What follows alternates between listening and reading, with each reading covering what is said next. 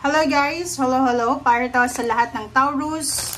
Happy birthday sa mga Taurus na nagbe-birthday. Maraming salamat sa patuloy niyong pagsubaybay dito sa aking channel. I hope na makaresonate kayo dito sa mga messages na lalabas dito sa ating readings. Okay, Taurus.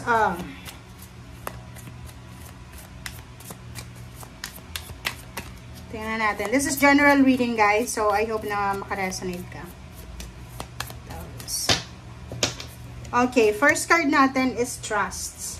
Trust. Tiwala. Okay, faith. Tingnan natin bakit ganun.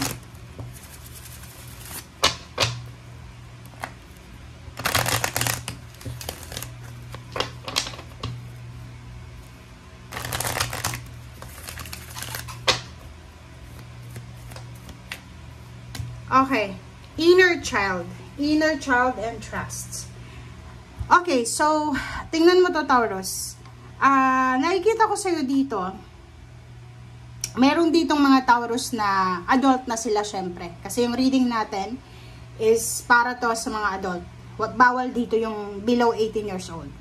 So, dito sinasabi na maraming Taurus ang posibleng maaga silang nagtrabaho, maagang nagkaroon ng mga obligasyon, maagang nag-asawa, pwedeng ganon, maagang, kumbaga, nagkaroon ng responsibilidad sa pamilya or sa sarili, parang ganon.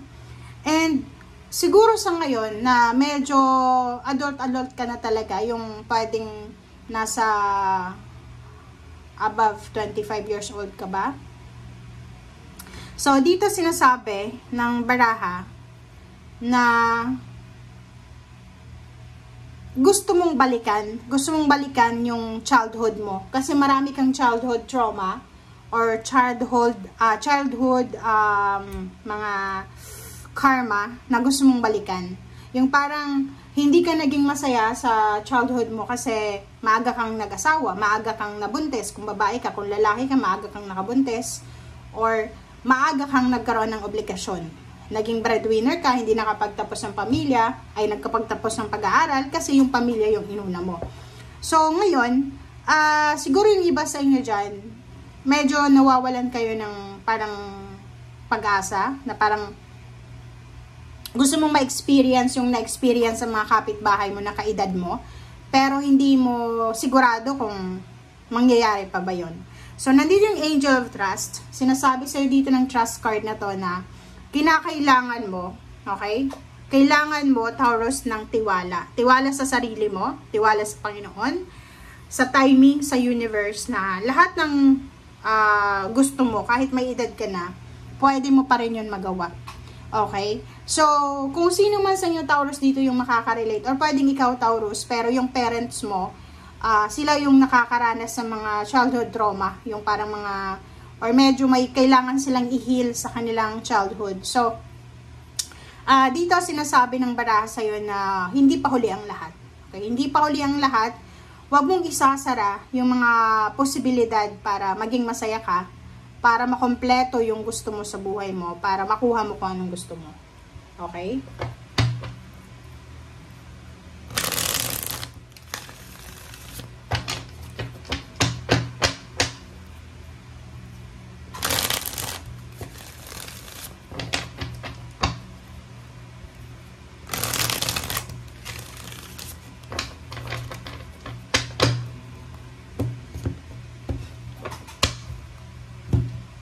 Okay, Taurus. O, diba?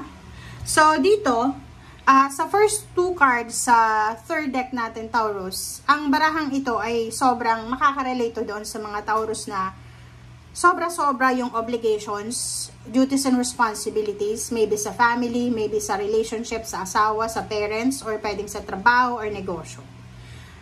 Dito sinasabi ng baraha na just go with the flow. Go with the flow. Kung marami kang trabaho, marami kang dapat ayusin, marami kang obligasyon, ayos lang yan. Okay? Just go with the flow. Kasi, atong Ten of Pentacles, sinasabi ng baraha sa'yo dito na Taurus, maraming obligasyon. Like for example sa work, maraming overtime. May part-time pa. Meron pa kayong trabaho na weekends. Syempre, hindi naman yan libre. So, dito sinasabi na the more you sacrifice, the more money will come. 'Di ba? So, sinasabi ng barahan na huwag kang mag-alala. Lahat ng ginagawa mo, hindi yan masasayang. Lahat ng sinasacrifice mo, hindi yan masasayang. Okay? So, lahat ito, sinasabi ng baraha sa'yo. Okay. Next card is King of Swords and then Three of Pentacles. So, ang Taurus na ito na nakikita natin is, ang direksyon niya is tungkol sa pagnenegosyo.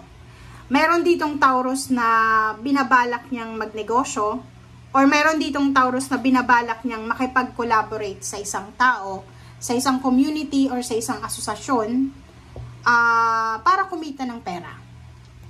Okay. Next card. Strength card, sinasabi sa'yo dito ng baraha, Taurus, ano man yan na naiisip mo sa ngayon, ituloy mo lang yan. Be courageous, be strong.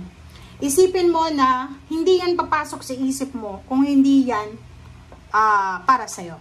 Kasi minsan, yung intuition natin, or yung instinct natin, kumbaga, pumapasok yung lahat ng information na yan sa intuition natin because from guides and angels yan na parang binubulong sa atin. Okay? Okay, the Moon card and the Lovers. Next is Ace of Pentacles and Five of Swords and the Hangman.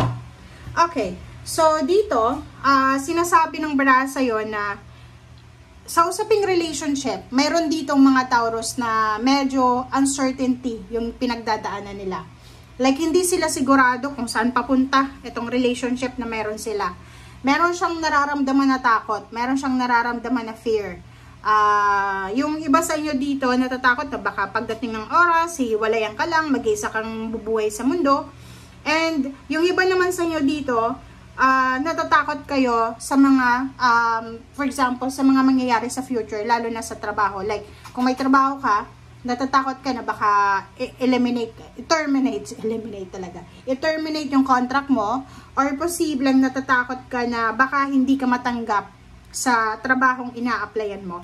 Or like, mayroon ditong Taurus na nag-apply siya sa isang company na talagang gustong-gusto niya yung company na to. And sinasabi ng baraha sa'yo dito na i-give up mo yung trabahong to kasi parang feeling mo hindi yan para sa'yo, pero gustong-gusto mo siya. Okay? Hangman, diba? So, nakikita ko sa'yo dito, meron mga Taurus na possible siyang naghihintay ng promosyon, salary increase, or anything na related sa money na patuloy pa rin na nakahang, diba? Yung parang ilang taon ka nang naghihintay, until now naghihintay ka pa rin. So, paki-comment nga sa comment section, Taurus, if you resonated. Thank you guys. Bye!